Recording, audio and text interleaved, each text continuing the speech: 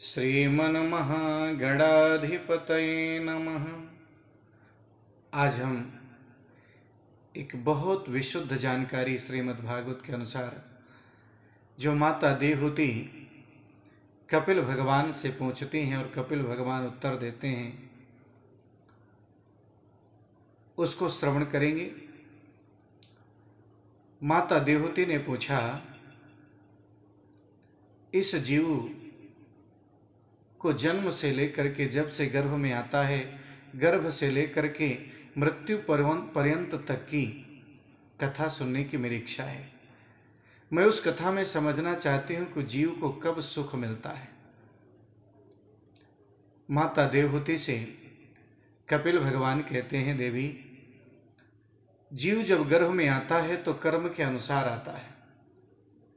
जिस प्रकार से वो कर्म किया है उसी के अनुसार उसका गर्भ में आना होता है और जन्म होता है। कलिलं त्वैकरात्रेण पंचरात्रेण बुधबुधं दशाहेन करे कंधो पेशिंडं वा ततः परम। कलिलं त्वैकरात्रेण, प्रथम रात्र में जब जीव माँ के गर्भ में आता है तो द्रव रूप में रहता है। 10 दिन में एक बुलबुले का रूप धारण करता है। जैसे पानी में बुलबुला उठता है वैसा स्वरूप धारण करता है। इस कथा को सुनने से हमारे जीवन के सारे दोष दूर होते हैं और गर्भवास में आने का दुख नहीं प्राप्त होता तथा परम मुक्ति मिलती है। और कहते हैं फिर 10 दिन के बाद वो अंडे का स्वरूप धारण करता है और मासेन तो शिरोद्वाभ्याम, सबसे पहले उसके शरीर में उसके सिर का निर्माण प्रारंभ होता है, सिर बनता है। एक बात का और ध्यान दीजिएगा, जैसे कि पेड़ पौधे होते हैं, वृक्ष होते हैं, उनमें जो उनकी जड़ होती है, पेड़ों की जो जड़ होती है वो नीचे जमीन में होती है, उनकी डालियां पत्ते सब ऊपर होते हैं। लेकिन गीता में कहा गया है कि जो जीव होता है, कोई भी जीव, जैसे मनुष्य आदि में, पक्षी में आदि, जो संसार में विचरण करने वाले जो होते हैं, और खास करके मनुष्य में, तो ऊर्ध्व मूलम अधः शाखा, इनकी जो जड़ होती है ऊपर होती है और शाखाएं, डालियां सब नीचे होती हैं। जड़ कैसे ऊपर होती है? जैसे पेड़ के हम नीचे का भाग काट दें तो पूरा पेड़ ऊपर का जितना पत्ते डालियां हैं सब सूख जाएंगे। उसी प्रकार किसी व्यक्ति का अगर सर काट दिया जाए तो उसकी मृत्यु हो जाएगी। हाथ कट जाएगा तो जीवित रहेगा, पैर कट जाएगा तो जीवित रहेगा, पेट में कोई बीमारी हो जाएगी, काट दिया जाएगा तो भी जीवित रहेगा। लेकिन अगर सर कट गया तो पूरी तरह से मृत्यु अवस्था को प्राप्त हो जाएगा। तो यानी हमारा जो ये है, ये जड़ है।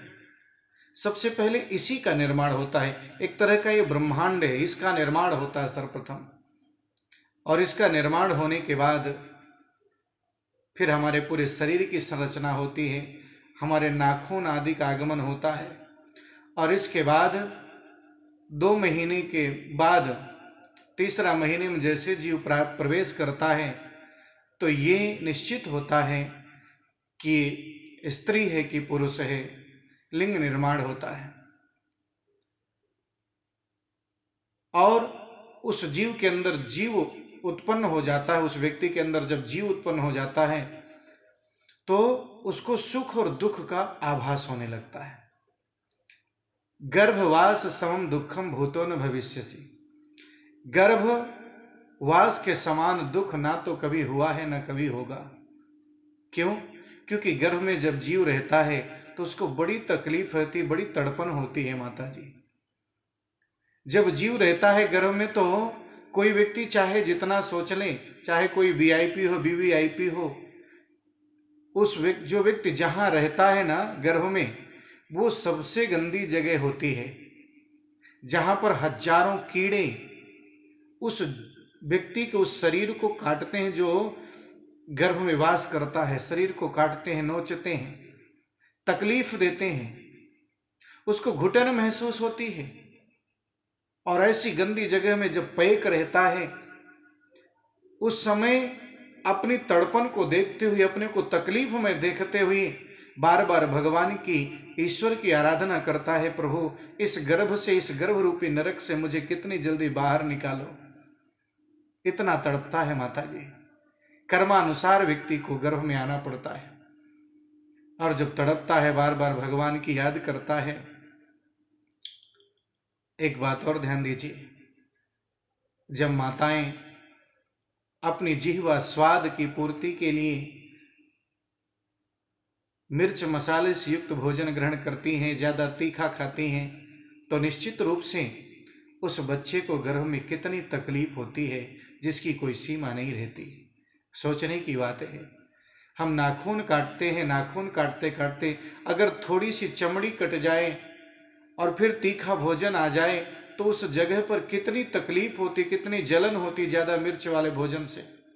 विचार करिए, जो गर्भ में जीव रहता है वो पूरा मांस का एक पिंड होता है, और जब माताएं ज्यादा तीखा खाती हैं तो उस बच्चे को कितनी छटपटाहट होती होगी, कितनी तकलीफ होती होगी, तड़पता है, व्याकुल होता है, और उस क्षण मानो भगवान का चिंतन करता है। तस्योपसन्न भवितुम जगदीक्षयात नाना तनोर्भुवि चल चरणारविंदम।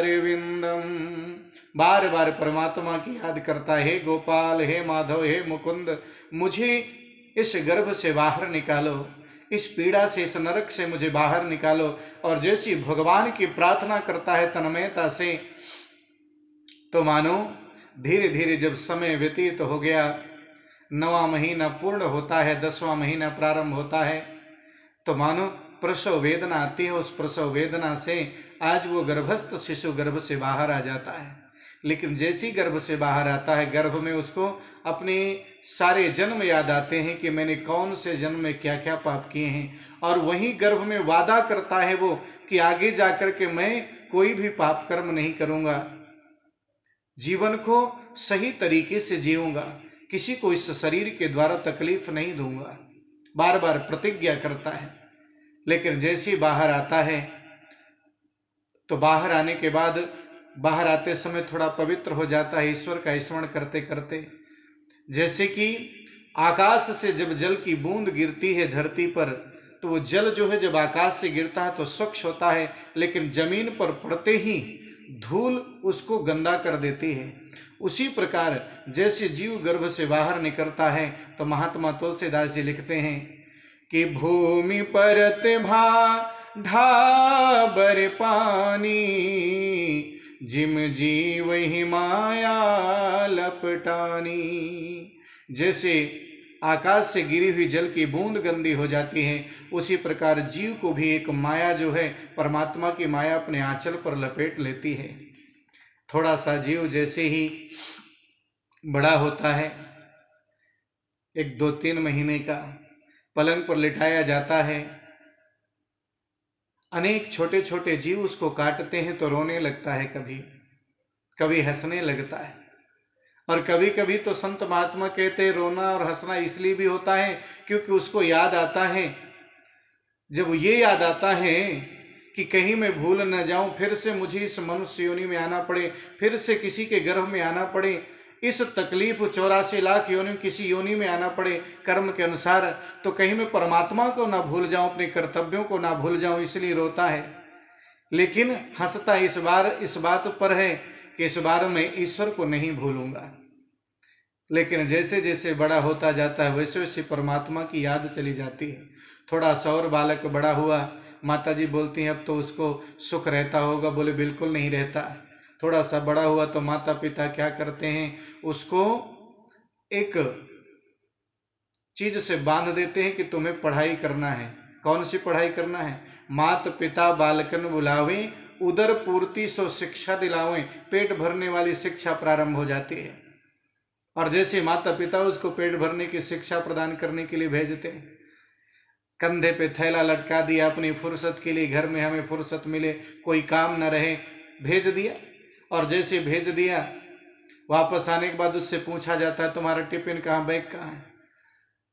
इसके बाद जैसे और बड़ा हो जाता है तो सोचते हैं कि कहीं इधर उधर भटकने न लग जाए, तो उसको एक जंजीर से बांध देते हैं और मानो जैसे 20-25 साल का हुआ तो उसका विवाह कर देते हैं। विवाह हो गया तो कितने पैर का हो गया, 4 पैर का, पहले 2 पैर का था। 4 पैर का जानवर जो भैंस गाय कोई भी घोड़ा होगा वो ज्यादा दूर नहीं जाता, पास में ही रहता है।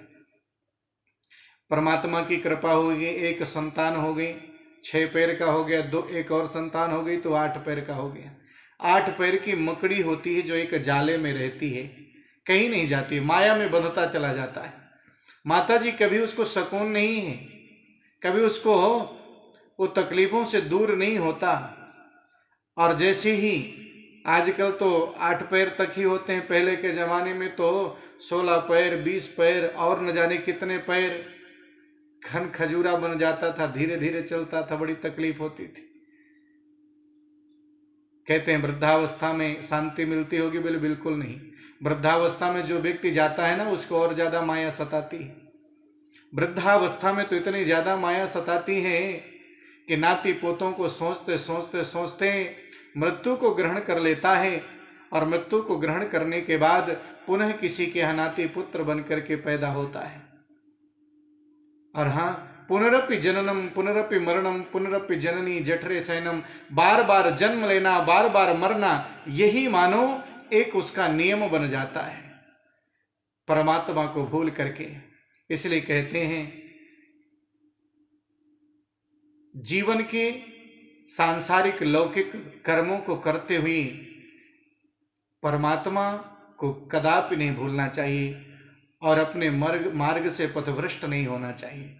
कितनी भी धन संपत्ति इकट्ठा कर लो, ऐश्वर्यवान बन जाओ, लेकिन आप अगर सद्गुणी नहीं हैं, सद्विवेकी नहीं हैं, और आपने सुंदर संस्कार युक्त अपने गुण आचरण नहीं किए जीवन में, या आपने कोई ऐसा कार्य नहीं किया जो समाज के कल्याणार्थ हो, या इस शरीर का उपयोग सामाजिक तौर पर ना किया हो, तो निश्चित रूप से इस शरीर का इस जीवन का कोई महत्व नहीं है।